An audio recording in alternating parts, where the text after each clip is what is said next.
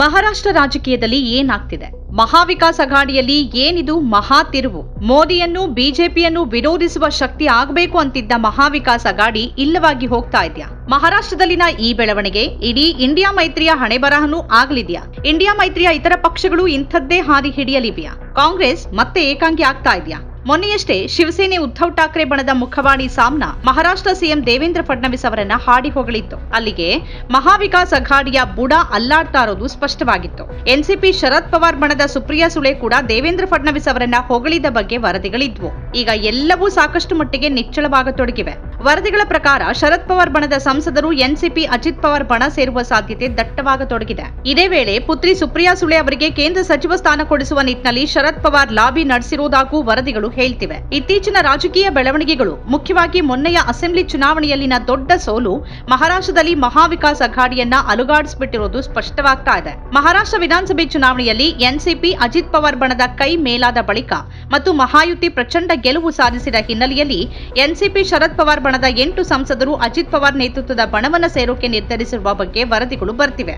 ಈಗಿರುವ ವರದಿಗಳ ಪ್ರಕಾರ ಆ ಸಂಸದರು ಅಜಿತ್ ಪವಾರ್ ಬಣದೊಂದಿಗೆ ನಿಕಟ ಸಂಪರ್ಕದಲ್ಲಿದ್ದಾರೆ ಮತ್ತು ಅವರು ತಮ್ಮ ನಿರ್ಧಾರದ ಕುರಿತು ಅಧಿಕೃತವಾಗಿ ಘೋಷಣೆ ಮಾಡುವ ಸಾಧ್ಯತೆ ಹೆಚ್ಚಿದೆ. ಈ ರಾಜಕೀಯ ನಡೆ ಶರದ್ ಪವಾರ್ ಅವರ ನಾಯಕತ್ವಕ್ಕೆ ದೊಡ್ಡ ಹೊಡೆತ ಅಂತ ಹೇಳಲಾಗ್ತಾ ಇದೆ.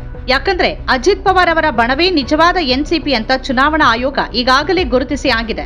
ಆಯೋಗದ ಈ ನಿರ್ಧಾರದ ಬಳಿಕ ಅಜಿತ್ ಪವಾರ್ ಬಣಕ್ಕೆ ಪಕ್ಷದ ಚುನಾವಣಾ ಚಿಹ್ನೆ ಮತ್ತು ಹೆಸರನ್ನ ನೀಡಲಾಗಿದ್ದು ಅವರ ಬಣ ಅಧಿಕೃತ ಎನ್ಸಿಪಿ ಸ್ಥಾನಮಾನವನ್ನ ಪಡೆದಂತಾಗಿದೆ.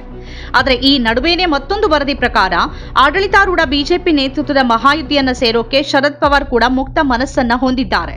ಮೋದಿ ಸಂಪುಟದಲ್ಲಿ ತಮ್ಮ ಪುತ್ರಿ ಸುಪ್ರಿಯಾ ಸುಳೆ ಅವರಿಗೆ ಸಚಿವ ಸ್ಥಾನ ಕೊಡಿಸೋದಕ್ಕಾಗಿಯೂ ಶರದ್ ಪವಾರ್ ಲಾಬಿ ಮಾಡ್ತಿದ್ದಾರೆ ಅಂತ ಮತ್ತೆ ಹಲವಾರು ವರದಿಗಳು ಹೇಳ್ತಿವೆ.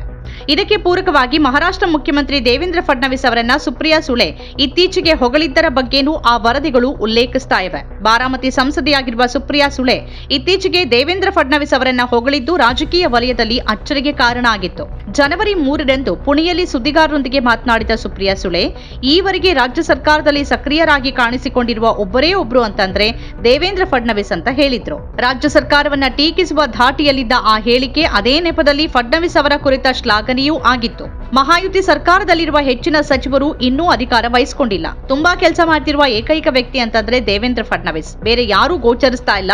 ಫಡ್ನವೀಸ್ ಅವರು ಮಿಷನ್ ಮೋಡ್ ನಲ್ಲಿ ಕೆಲಸ ಮಾಡ್ತಿದ್ದಾರೆ, ಇದು ಒಳ್ಳೆಯದು, ಅವರಿಗೆ ಶುಭ ಹಾರೈಸ್ತೇವೆ ಅಂತ ಸುಪ್ರಿಯಾ ಹೇಳಿದ್ರು. ಇದಾದ ಬೆನ್ನಲ್ಲೇ ಈಗ ಶರದ್ ಪವಾರ್ ಬಣದ 8 ಸಂಸದರು ಅಜಿತ್ ಪವಾರ್ ಬಣವನ್ನ ಸೇರೋಕೆ ನಿರ್ಧರಿಸಿರುವ ಸುದ್ದಿಗಳು ಬರತೊಡಗಿವೆ. 2024ರ ಲೋಕಸಭೆ ಚುನಾವಣೆಯಲ್ಲಿ 8 ಸ್ಥಾನಗಳನ್ನ ಗೆಲ್ಲುವಲ್ಲಿ ಯಶಸ್ವಿಯಾಗಿದ್ದ ಶರದ್ ಪವಾರ್ ಬಣ ವಿಧಾನಸಭೆ ಚುನಾವಣೆಯಲ್ಲಿ ಮಹಾಯುತಿ ಕೊಟ್ಟ ಹೊಡೆತಕ್ಕೆ ತತ್ತರಿಸಿತ್ತು. ಈ ತೀವ್ರ ಹಿನ್ನಡೆಯ ಬಳಿಕ ಮಹಾವಿಕಾಸ್ ಅಘಾಡಿಯಲ್ಲಿದ್ದ ಶಿವಸೇನೆ ಉದ್ಧವ್ ಠಾಕ್ರೆ ಬಣ ಮತ್ತು ಈಗ ಎನ್ಸಿಪಿ ಶರದ್ ಪವಾರ್ ಬಣ ನಿಧಾನವಾಗಿ ಮಹಾಯುತಿಯ ಕಡೆ ಹೊರಳುತ್ತಿವೆ. 2023ರ ಜುಲೈನಲ್ಲಿ ಅಜಿತ್ ಪವಾರ್ ಹಲವು ನಾಯಕರೊಂದಿಗೆ ಶರದ್ ಪವಾರ್ ನೇತೃತ್ವದ ಎನ್ಸಿಪಿಯಿಂದ ಹೊರನಡೆದು ಆಡಳಿತಾರೂಢ ಬಿಜೆಪಿ ಶಿವಸೇನೆ ಮೈತ್ರಿಕೂಟ ಸರ್ಕಾರವನ್ನ ಸೇರಿದಾಗ ಎನ್ಸಿಪಿ 2 ಹೋಳಾಗಿತ್ತು. ಅಂದಿನಿಂದಲೂ ಶರದ್ ಪವಾರ್ ಅವರ ರಾಜಕೀಯ ನಡೆಯ ಬಗ್ಗೆ ಒಂದಲ್ಲ ಒಂದು ಊಹಾಪೋಹಗಳು ಕೇಳಿ ಬರ್ತಾನೆ ಇದ್ವು. ಈಗವರು ಮಹಾಯುತಿಯನ್ನ ಸೇರಬಹುದು ಅಂತ ಊಹೆ ಮಾಡಲಾಗ್ತಿದೆ. ಶರದ್ ಪವಾರ್ ಅವರು ಲೆಕ್ಕಾಚಾರವಿಲ್ಲದೆ ಏನನ್ನೂ ಮಾಡುವ ನಾಯಕನಲ್ಲ. ಅವರ ಬಣದ 8 ಸಂಸದರು ಅಜಿತ್ ಪವಾರ್ ಬಣ ಸೇರೋಕೆ ತೆಗೆದುಕೊಂಡಿರುವ ನಿರ್ಧಾರ ಸ್ವತಃ ಶರದ್ ಪವಾರ್ ಅವರದ್ದೇ ನಿರ್ಧಾರವಾಗಿದ್ರೂ ಅಚ್ಚರಿ ಇಲ್ಲ. ಅವರ ನಿಲುವೇನು ಅನ್ನೋದು ಖಚಿತ ಆಗ್ತಾ ಇದ್ದಂತೆ ನಡೆಯಲಿರುವ ಬೆಳವಣಿಗೆಗಳು ಮಹಾರಾಷ್ಟ್ರ ರಾಜಕಾರಣದಲ್ಲಿ ಮಾತ್ರವಲ್ಲ, ರಾಷ್ಟ್ರ ರಾಜಕಾರಣದ ದೃಷ್ಟಿಯಿಂದಲೂ ಮಹತ್ವ ಪಡೆಯಲಿವೆ. ಕಡೆಗೆ ಇದು ಬಿಹಾರದಲ್ಲಿ ಎನ್ಡಿಎ ವಿರುದ್ಧ ನಿತೀಶ್ ಕುಮಾರ್ ಪ್ರಯೋಗಿಸಬಹುದಾದ ಅಸ್ತ್ರಕ್ಕೂ ಮದ್ದಾದ್ರೆ ಅಚ್ಚರಿ ಇಲ್ಲ. ನಮ್ಮ ಕಾರ್ಯಕ್ರಮಗಳನ್ನ ನೀವು ನೋಡ್ತಾ ಇದ್ರೆ ನಮ್ಮ ಚಾನೆಲ್ ಅನ್ನ ಸಬ್ಸ್ಕ್ರೈಬ್ ಮಾಡಿ, ಪಕ್ಕದ ಬೆಲ್ ಐಕಾನ್ ಒತ್ತಿ ನಮ್ಮನ್ನ ಬೆಂಬಲಿಸಿ. ಹಾಗೆ ನಮ್ಮ ಕಾರ್ಯಕ್ರಮಗಳನ್ನ ಲೈಕ್ ಮಾಡಿ, ಕಮೆಂಟ್ ಮಾಡಿ, ಅದನ್ನ ಬೇರೆಯವರಿಗೂ ವಾಟ್ಸ್ಆಪ್ ಮೂಲಕ ಶೇರ್ ಮಾಡಿ. ನೀವು ಹೀಗೆ ಮಾಡಿದಾಗ ನಮ್ಮ ಚಾನೆಲ್ ಮತ್ತಷ್ಟು ಜನರಿಗೆ ತಲುಪಲು ನೀವು ನಮ್ಮೊಂದಿಗೆ ಸಹಕರಿಸಿದ ಹಾಗಾಗುತ್ತೆ. ಇದು ನೀವು ಯಾವುದೇ ಖರ್ಚಿಲ್ಲದೆ ಕೆಲವೇ ಸೆಕೆಂಡುಗಳಲ್ಲಿ ನೀಡಬಹುದಾದ ಸಹಕಾರ. ಧನ್ಯವಾದಗಳು.